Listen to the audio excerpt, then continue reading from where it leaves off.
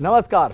जागरण new media की खास पेशकश जो कि लगातार आपको बजट संबंधी हर खबर आसान तरीके से पहुंचा रही है, आपका बजट 2023, जहां पर हमारे साथ एक के बाद एक एक्सपर्ट जुड़ रहे हैं, इंडस्ट्री लीडर्स जुड़ रहे हैं और उनका मकसद सिर्फ एक है और वो है आपके लिए बजट को डिकोड करना। और इसी श्रृंखला में हम इस वक्त बात करने जा रहे हैं उन उम्मीदों से जो कि जुड़ी है पेंशन और रिटायर्ड वर्क से। टैक्स में किस तरह की छूट मिल सकती है, क्या सीनियर सिटीजन को इसमें कुछ फायदा मिल सकता है, इन्हीं सभी चीज़ों पर बारीकी से हम इस वक्त बात करेंगे। और हमारे साथ एक बेहद ही खास मेहमान है जो कि जुड़ गए हैं, अमित सौरभ जी, इकोनॉमिस्ट हमारे साथ जुड़े हुए। अमित जी, बहुत बहुत शुक्रिया, आपने जागरण न्यू मीडिया के लिए समय निकाला। सीनियर सिटीजन्स से अगर मैं शुरुआत करूं, उम्मीदें सबको हैं, हमें भी उम्मीद है, सबको उम्मीद रहती है बजट से कि कुछ ना कुछ नया आएगा। एक्साइटमेंट लेवल थोड़ा कम होता जा रहा है क्योंकि अब लॉन्ग टर्म डायरेक्शन से जो कि देखने को मिलती हैं, बट अभी भी उम्मीदें काफ़ी रहती हैं। और सीनियर सिटीजन्स की अगर हम बात करें, उनको भी बजट से काफ़ी सारी उम्मीदें रहती हैं। बहुत सारी समस्याएं हैं जिसको वो झेल रहे हैं, खासकर जैसे कि अगर मैं प्राइवेट और गवर्नमेंट सर्वेंट्स की बात करूं, जो प्राइवेट से जो रिटायर होकर आते हैं उनको सिर्फ पेंशन का सहारा भी कम होता है, पीएफ के सहारे ही होता है।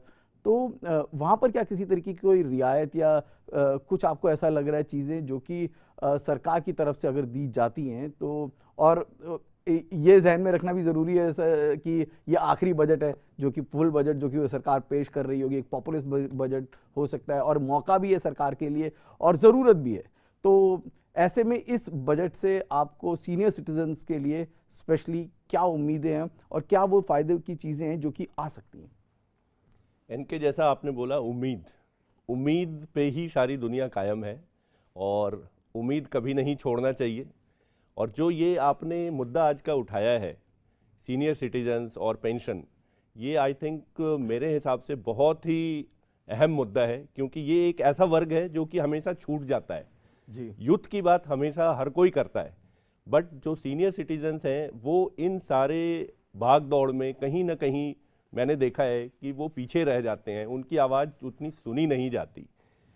जबकि ये वो लोग हैं जिन्होंने अपनी पूरी ज़िंदगी देश के लिए लगा दिया, परिवार के लिए लगा दिया, और अब ये समय आया है जबकि इनको वापस कुछ मिलना चाहिए। तो अगर मैं बजट की बात करूं, जैसा आपने इनके बोला कि नेक्स्ट इलेक्शन के पहले एक संपूर्ण बजट, ये अब लास्ट है, तो इस बजट से काफ़ी उम्मीदें हैं। काफ़ी उम्मीदें जनता को इसलिए भी हैं कि अभी तक कुछ कड़े कदम उठाए गए थे, तो इस बार शायद ये उम्मीद है कि कुछ राहत वाली बजट होनी चाहिए। और जैसा कि सीनियर सिटीजन्स, रिटायर्ड लोगों की बात मैं करूं, तो उनके पास आय का विकल्प बहुत ही, पूरी ज़िंदगी उन्होंने नौकरी करी है अपने, या तो अगर गवर्नमेंट एम्प्लॉय थे तो उनको एक पेंशन मिलती है, बट प्राइवेट सेक्टर के लोग या अनऑर्गेनाइज सेक्टर या कृषि कार्य में जो लोग लगे हुए हैं, इनके पास इस तरह की कुछ ऐसी व्यवस्था नहीं है। बिल्कुल। तो इन्होंने अपनी पूरी जिंदगी में जो पैसे जमा किए या फिर टैक्सेस दिए, उसका फायदा अभी मिलना चाहिए। और मेरी तो ये उम्मीद है और एक्सपेक्टेशन है, डिमांड भी है कि ये कुछ ना कुछ इस वक्त मिलना चाहिए। किस तरह की चीज़ें जो कि अगर मिले तो फ़ायदा हो सकता है? देखो, इसमें इनके एक चीज़ है, अब आज के डेट में अगर मैं देखूं तो हमारे पास इन्वेस्टमेंट के लिए लोगों के पास 4 तरह की विकल्प हैं। इक्विटी है, डेट है, प्रॉपर्टीज़ हैं, इस तरह के ऑप्शंस अवेलेबल हैं। लेकिन अगर टैक्स की मैं बात करूं इन तीनों में, तो तीनों में 3 तरह से टैक्स कैटेगराइजेशन है। लॉन्ग टर्म कैपिटल गेन की अगर मैं बात करूं तो जो समय अवधि है इन तीनों में अलग है। डेट फंड में मैं बात करूं तो 3 साल का समय है, इक्विटी में बात करूं तो 1 साल का है, प्रॉपर्टी में करूं तो लॉन्ग टर्म के लिए 2 साल का है। जबकि जो रिटायर्ड वर्ग है, जो सीनियर सिटीजन्स हैं, ये हमेशा उस तरह के सेगमेंट में इन्वेस्ट करना चाहते हैं जहां से इनको एक सिक्योर्ड तरह की रिटर्न मिले, जहां पे कि रिस्क कम हो। लेकिन गवर्नमेंट की जो अभी पॉलिसी है वो थोड़ा सा कंफ्यूजिंग मुझे लगता है कि हर तरह के लिए अलग अलग व्यवस्थाएं क्यों हैं, 3 साल, 2 साल, 1 साल, जबकि सीनियर सिटीजन्स के लिए debt fund is the best suitable option to invest, क्योंकि इसमें रिस्क कम होता है compare to other equipment, other options. तो ये अगर इस पे सरकार कुछ काम करे तो मुझे लगता है कि इस वर्ग को काफी सपोर्ट मिलेगा। और इसमें भी जो 3 क्षेत्रों की आप बात करें, जैसे इक्विटी, हम जानते हैं कि हर 5 साल में इक्विटी मार्केट में क्या हो रहा है, और जिस तरीके से बड़े बड़े भूचाल आ जाते हैं, ऐसे में उनका फंड सेफ भी नहीं है। सो उनकी सेफ्टी का जिम्मा कौन उठाएगा, क्योंकि they are not the reasons जो इक्विटी फंड में, चाहे वो किसी भी पॉलिसी मेटर की वजह से या फिर किसी के बड़े उद्योगपति के आने या जाने से जो भी समस्याएं हम पिछले कुछ सालों में देख रहे हैं और आगे भी सुनने को मिल रही हैं, ऐसे में इक्विटी में भूचाल आता रहता है। तो और वो आएगा, इक्विटी का ये नेचर है कि इट इज वेरी अनसिक्योर्ड। और उसको सेफगार्ड कैसे किया जा सकता है? इनके देखो, ये जो है सवाल बहुत ही मतलब क्रिटिकल सवाल है, लेकिन इसका किसी के पास जवाब नहीं है। इक्विटी इन्वेस्टमेंट अगर मैं कर रहा हूं तो वो सिक्योर मैं नहीं कर सकता, या कोई भी सरकार नहीं कर सकती, लेकिन विकल्प दे सकती है। लेकिन ये बहुत छोटा तबका है। मैं सीनियर सिटीजन्स की बात कर रहा हूँ, कम से कम उनको तो इस तरीके के फंड्स में जब जाते हैं और इक्विटी से जो फ्लक्चुएशन मिलता है, कम से कम उसको ऑफसेट करने का कुछ बिल्कुल मैं उसी पे आ रहा हूँ कि इक्विटी को ऑफसेट करने के लिए डेट्स हैं जी। सो डेट्स में लॉन्ग सम में आप अगर इन्वेस्ट करते हैं, स्पेशली सीनियर सिटीजन्स के लिए, वो एक सिक्योर तरह का फंड होता है जहां पे कि उनको एक गारंटीड काइंड ऑफ रिटर्न मिलती है। तो जैसा इक्विटी में आप देखेंगे कि इतनी ज़्यादा फ्लक्चुएशन है, डेट में उतनी नहीं है, लेकिन फिर भी लोगों को बहुत बार इक्विटी की तरफ जाना पड़ता है ना चाहते हुए भी। क्यों? क्योंकि उस पे जो टैक्सेबिलिटी है, long term capital gain equity में 1 साल के लिए है, जबकि डेट के लिए इट इज मिनिमम 3 इयर्स। उस थ्रेशोल्ड को अगर चेंज कर दिया जाए, यही मैं कह रहा हूं कि ये डिफरेंस क्यों है। जो रिटायर्ड तबके के लोग हैं जिनको कि अब रिटर्न की रिक्वायरमेंट है और उतना वो रिस्क नहीं लेना चाहते हैं, लेकिन चूंकि उनकी टैक्सेबिलिटी की स्ट्रक्चर ऐसी है, स्पेशल ट्रीटमेंट है टैक्स की के लिए, ये अगर शायद एक कर दिया जाए या इसमें कुछ बदलाव किया जाए तो वो एक तबका है जिसको बहुत ज़्यादा सपोर्ट मिलेगा और यहाँ से एक अच्छा इन्वेस्टमेंट आ सकता है जो कि गवर्नमेंट अपने डेवलपमेंट में यूज़ कर सकती है। उम्मीद कर रहे हैं कि ये एक बहुत बड़ा सुधार हो सकता है और बहुत ज़्यादा it's a need of the hour, क्योंकि आप इन्फ्लेशन भी जिस तरीके से जा रहा है और जिस तरीके से चीज़ों की प्राइसिंग बढ़ती जा रही है, ऐसे में उनके लिए समस्याएं भी और बढ़ती जा रही हैं। आधा खर्चा तो उनका हेल्थ पे ही निकल जाता है और समझ लीजिए वो किसी पे डिपेंड नहीं होना चाहते, एक मियाँ बीवी हैं और बच्चों पे डिपेंड नहीं होना चाहते, तो वो जो अमाउंट है, that amount is getting shrinking day by day, और उसमें भी कोई कुछ ना कुछ सोशल सिक्योरिटी स्कीम जो है वो भी ज़रूरी है, और उसकी तरफ भी मेरे ख्याल में किसी तरह का प्रावधान, क्या बजट में उम्मीद है ऐसे किसी प्रावधान के आने की? क्योंकि health is also a big problem for senior citizens, तो हेल्थ के लिए अलग से कोई सिक्योरिटी, सोशल सिक्योरिटी कुछ दी जा सकती है? देखो, अगर मेरी बात करूं, मैं तो चाहता हूं कि ऐसा हो, बट मुझे नियर फ्यूचर में ऐसा लगता नहीं है, क्योंकि आयुष्मान भारत स्कीम बहुत अच्छी स्कीम थी, लेकिन उसमें उन तबकों को ज़्यादा ध्यान दिया गया था जिनकी इनकम एक सर्टेन लिमिट पे है। सो जो अभी हम बात कर रहे हैं उन लोगों की जो रिटायर्ड है, जिन्होंने पूरे ज़िंदगी काम किया है, टैक्स दिया है, मैं उन लोगों की बात कर रहा हूं। तो उन लोगों के लिए अगर आए इस तरह का कुछ तो बहुत ही अच्छा है, बट मुझे लग नहीं रहा है कि इस बजट में कुछ इस तरह की बातें चल रही हैं। उम्मीद मैं लगा के बैठा हूं कि health insurance for senior citizen something that we should not hope for. Health insurance में ओवरऑल काम हो रही है, काफ़ी चीज़ें चल रही हैं और एफडीआई वगैरह के भी लिमिट्स चेंज हुए हैं, तो उसके कारण काफ़ी बड़ा फायदा हुआ है, पोर्टेबिलिटी वगैरह आए हैं, बट वो सारी चीज़ें जो वहाँ की आप खुद से पे कर रहे हैं और पहले से आप स्कीम्स लिया हुआ है आपने, तब आपको बेनिफिट होता है। लेकिन अगर आप आज के डेट में 70-75 साल के हैं और अब अगर आप नया स्कीम कोई लेना चाहते हैं तो उस पे मुझे नहीं लगता कि अभी कुछ बहुत ज़्यादा ऑप्शंस हैं। उस पे सरकार को जरूर देखना चाहिए, जरूर काम करना चाहिए, क्योंकि ये एक बहुत बड़ा सवाल है। क्योंकि आज लॉन्जिविटी बढ़ रही है, लोगों की बिल्कुल। एज बढ़ रही है। तो मेरा ये मानना है कि दो ही चीज का खतरा आदमी को होता है, एक अर्ली डेथ जहां से कि आपकी इनकम रुक सकती है, और एक रिटायरमेंट के बाद अगेन इट्स द सेम, मेरी इनकम रुक गई। वो एक ज्यादा बड़ा खतरा है अपनी लाइफ को। तो उसको सस्टेन करने के लिए मुझे इनकम जनरेट करना है, खर्चे मेरे बढ़ रहे हैं बिल्कुल दूसरी चीजों में। पहले लाइफस्टाइल में खर्च थे, अब मुझे मेडिकल एक्सपेंसेस मेरे बढ़ने की उम्मीद है, ज्यादा है, और मेरे पास इनकम के सोर्स बहुत लिमिटेड हैं, कम हो गए हैं।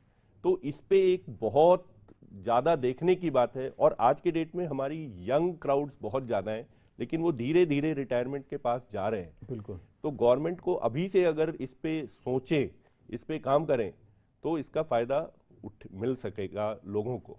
मतलब रिफॉर्म्स की ज़रूरत तो बहुत ज़्यादा है, और रिफॉर्म्स में अगर चले तो इंश्योरेंस सेक्टर में भी रिफॉर्म ज़रूरी है, क्योंकि एक एज की थ्रेशोल्ड क्रॉस करने के बाद इंश्योरेंस कंपनी भी सपोर्ट नहीं करती है, उसकी अपनी अलग वजहें हैं। तो इंश्योरेंस कंपनी को भी किसी तरह के रिफॉर्म या सपोर्ट मेजर्स हैं जो कि लाजमी है, जरूरी है। ऐसी सरकार है जहां पे कि हम रिफॉर्म की बात कर सकते हैं। बहुत सारे रिफॉर्म्स आए हैं, दो इमीडिएट उस पे रिजल्ट नहीं आया, लेकिन लॉन्ग टर्म के लिए एक शुरुआत अगर कर सकती है तो उसका बेनिफिट जरूर उठेगा, और करना चाहिए।